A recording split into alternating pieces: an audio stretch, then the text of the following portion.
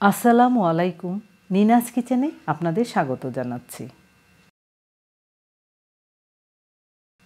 গরমের মধ্যেই ঈদ পার করলাম, তবে এবারে গরমটা একটু বেশিই ছিল।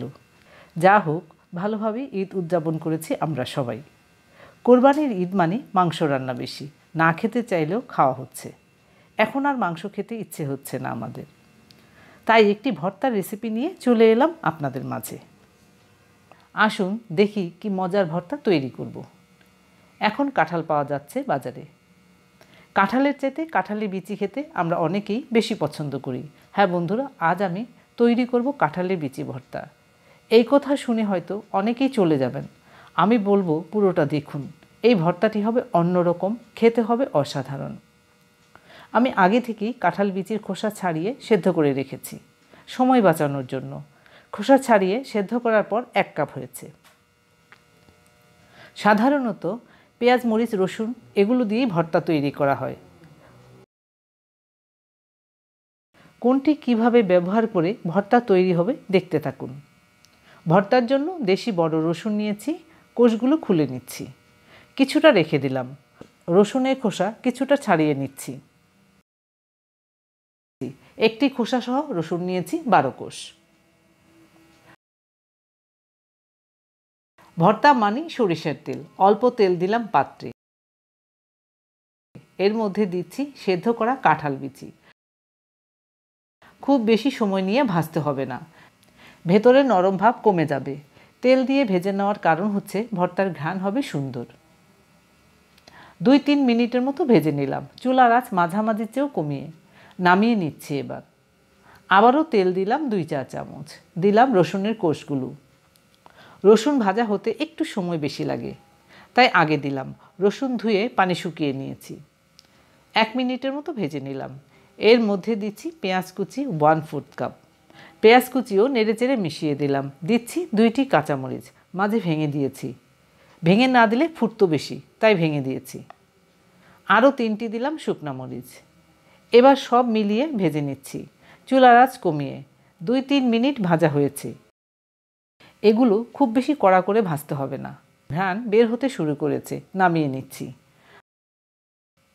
আমি এই ভর্তাটি তৈরি করব পাটায় বেটে। পেঁয়াজ মরিচ ভাজাগুলো পাটায় বেটে নিচ্ছি। 2 রকম মরিচ দেওয়াতে ঘ্রাণ পাচ্ছি খুব মজার। এর মধ্যে পানি ব্যবহার করব না। খোসা সহ রসুন ভাজা বেটে নিচ্ছি সুন্দর ঘ্রাণের জন্য। আর এই ভর্তাটি হয়েও যায় খুব তাড়াতাড়ি। আমরা যে কোনোভাবে পেস্ট তৈরি করে ভর্তা তৈরি করি না কেন, পাটায় বেটে ভর্তার মজাই আলাদা। মরিচ পেঁয়াজ মিহি করে বেটে নিলাম। এবার এর মধ্যে কাঁঠাল বিচিগুলো বেটে নিচ্ছি। কাঁঠাল বিচিগুলো এমনভাবে ভেজেছি ঘ্রাণও সুন্দর বের হচ্ছে, আবার ভেতরটিও নরম আছে। সহজেই বাটা হয়ে গেল। ভর্তাতে দেব ধনিয়া পাতা। বন্ধুরা, আজ আমি বিলেতি ধনিয়া পাতা দিয়ে ভর্তা তৈরি করব। এই পাতাগুলো আজকাল খুব কম পাওয়া যায়, হাতের কাছে পেয়েছি, তাই আজ আমি এই পাতা দিয়ে ভর্তা তৈরি করব। 4-5টি পাতা বেটে নিচ্ছি। আপনারা খেয়াল করেছেন নিশ্চয়ই, লবণ দেওয়া হয়নি এখনও। আধা চা চামচ লবণ দিলাম। আবারও ধনিয়া পাতা বেটে নিলাম। এবার আবার ভর্তায় মিশিয়ে দিলাম। মিশানো হলো। আবারও সেই ধনিয়া পাতা কুচি করে নিচ্ছি। কেন করছি দেখতে থাকুন। আরেকটি শুকনো মরিচ দিলাম। সামান্য লবণও দিলাম। মরিচ গুঁড়া করে নিলাম। সাথে দিলাম পেঁয়াজ কুচি 1 টেবিল চামচ। নরমও করে নিলাম। দিলাম সরিষার তেল 2 চা চামচ।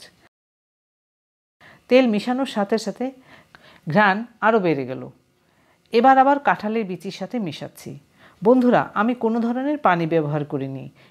এরকম মজার ভর্তা তৈরি করার পর আর কোনো কিছু দরকার পড়ে কি? শুধু ডাল হলেই চলে।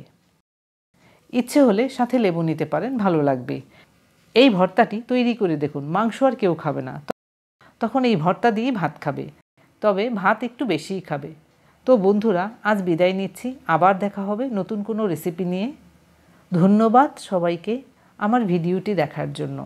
আপনারা ভালো থাকবেন সবাই।